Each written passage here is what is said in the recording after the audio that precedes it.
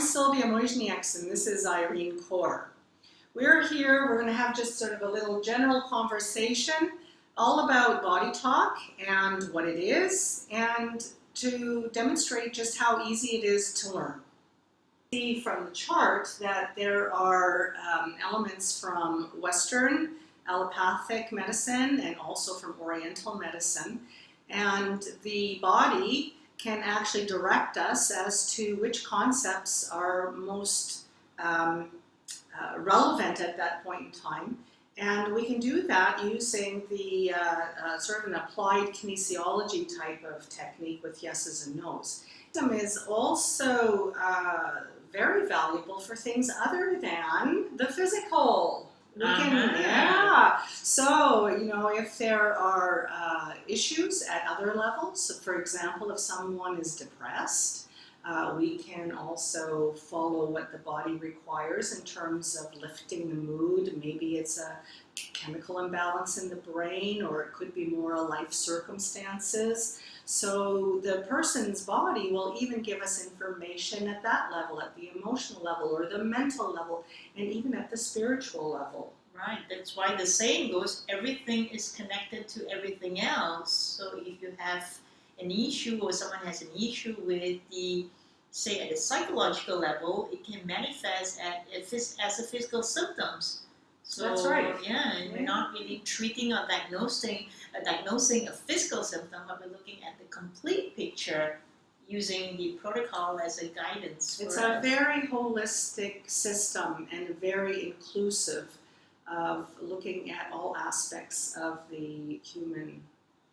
Sounds really interesting. It's going to take a lot of words. So why don't we get to demonstrate how a body talk session looks like, and then give you a bigger picture rather than we keep on talking. That sounds like a good idea. So now we're going to sort of demonstrate how a body talk session would go, what it would look like. So we're going to pretend that Irene has come in as a client, and let's say that she has been complaining about feeling bloated and feeling very uncomfortable after she eats anything that has gluten in it. That's a very common sort of symptom that people have.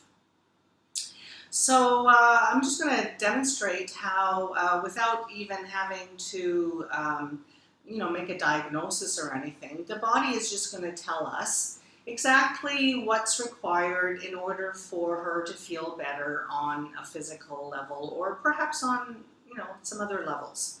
So we're just going to start first by establishing that yes, no. So the first thing I'm going to do is I'm going to establish my yes. I'm going to say, show me Irene's yes, and I get a very light hand floating up. And then I'll ask, show me Irene's no, and it's very heavy. So there's my yeses and my nos. This is the yes, and this is the no. So very clear distinction between the two.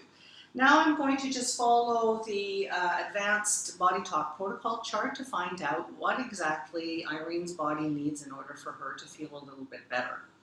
So I'm going to start off at the top of the chart with permissions. Are permissions a priority? No. Are sections a priority? Yes. So we come down the chart in the sections. Is section 1 a priority? No. 2? No. 3? No. 4 a priority? Yes. Details on section 4. Further, more specific? Yes. So now we can go down the bubbles of the section. Body chemistry, active memory, cellular repair, lymph, circulation, nerve supply. Further, more specific on that? Yes. Is it blood circulation? No. Is it nerve circulation? No. It is lymph circulation? Yes. And then further, more specific? Yes. So are we doing it from an area? Yes. And within an area? Yes. So now we have to find the area. Is it an organ that's got this issue? Yes. Okay, is it lungs, heart, liver, gallbladder, stomach, spleens, small intestine? Yes.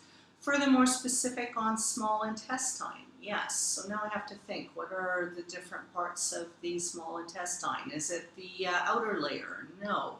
Is it the inner layer? Yes. So it's the lining of the small intestine? Yes. Do I need to be more specific? Again, a no. So my first item that Irene's body has directed me to is that there needs to be an improvement in the lymph circulation sort of within and from the lining of her small intestine. So now I'm going to find out if there's anything else. Is there a link? Yes.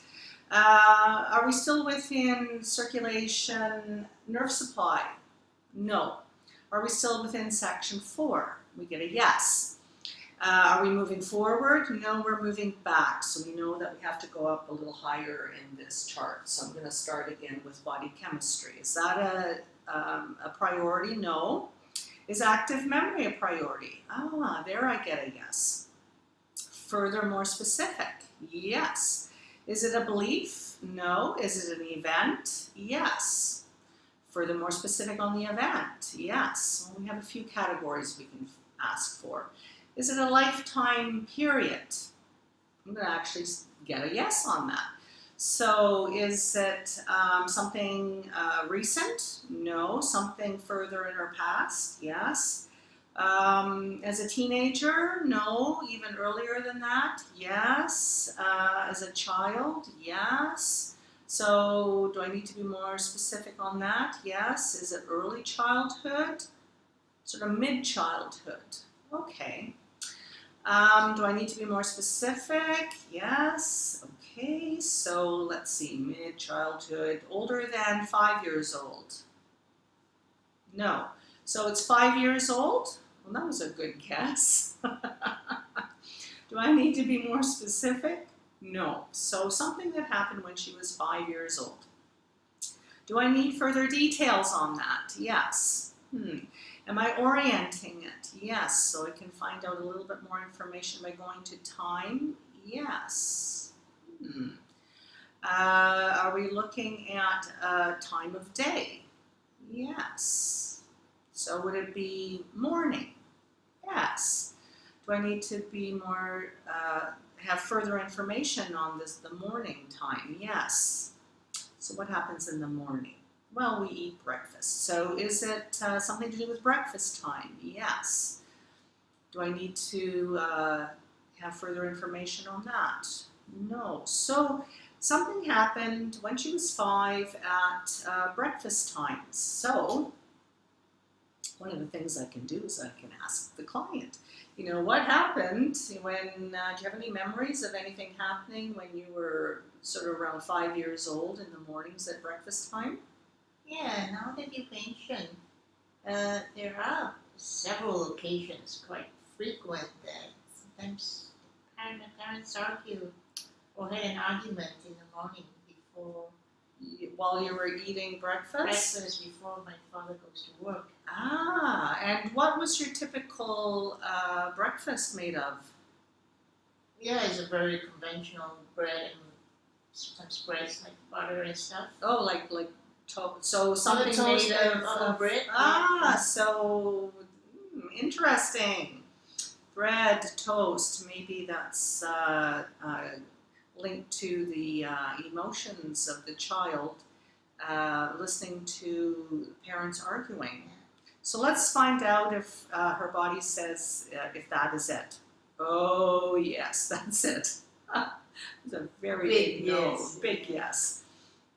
Okay, so do we need any further details on that active memory? No. So now we know that there is some kind of an emotional holding on in the body somewhere with this memory of listening to parents argue while trying to have breakfast.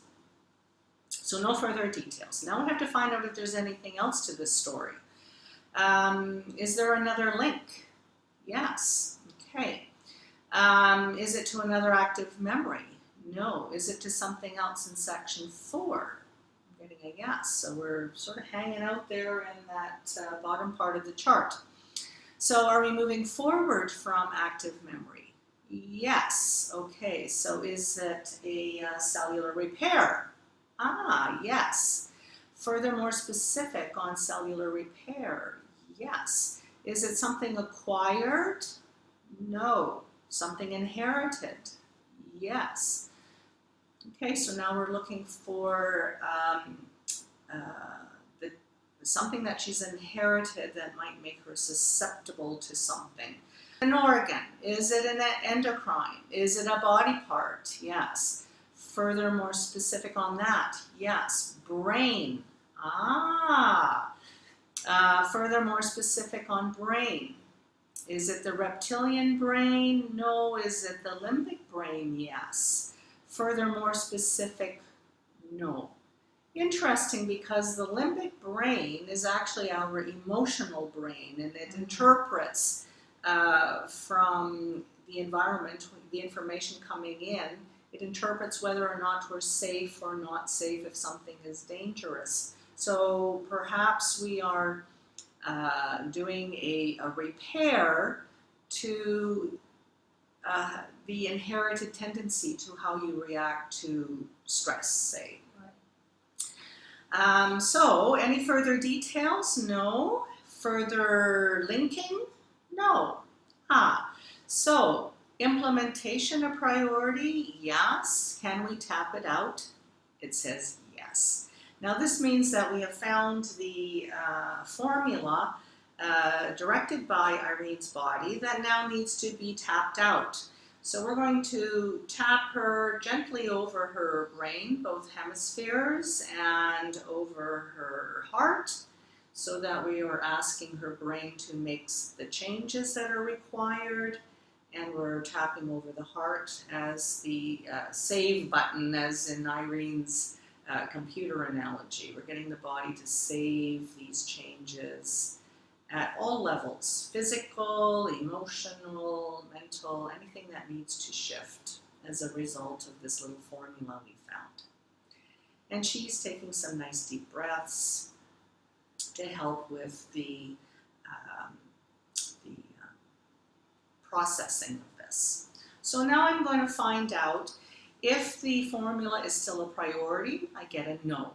End session. I get a yes.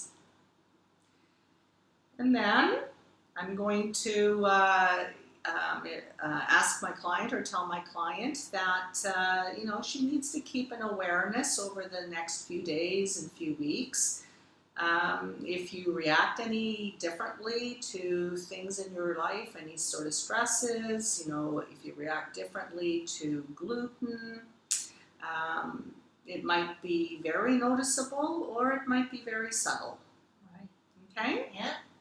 And then we can also ask whether BodyTalk is going to be a priority in the future. I get a yes. And I can perhaps even figure out when you need to come back. So let's find out if we can set a time. Is it within the next week, within 2 weeks, within 3 weeks, within about a month from now? 4 weeks from now would be another ideal time to come back. But that doesn't mean you can't come back before then, or if you can't make it in a month, then that's okay too, whenever you're innate, whenever your gut tells you to come. Right. Okay. Thank you. Thank you. Now that you have seen a demonstration of how easy this system is, perhaps you're interested in learning how to do it yourself. So in that case, you can visit our websites. Yes. We have our schedules listed, and feel free to contact either one of us for more information. My website is www.innatehealing.net. And my website is www.awakeningtouch.com.sg. We hope to see you soon. Thank you. Bye-bye.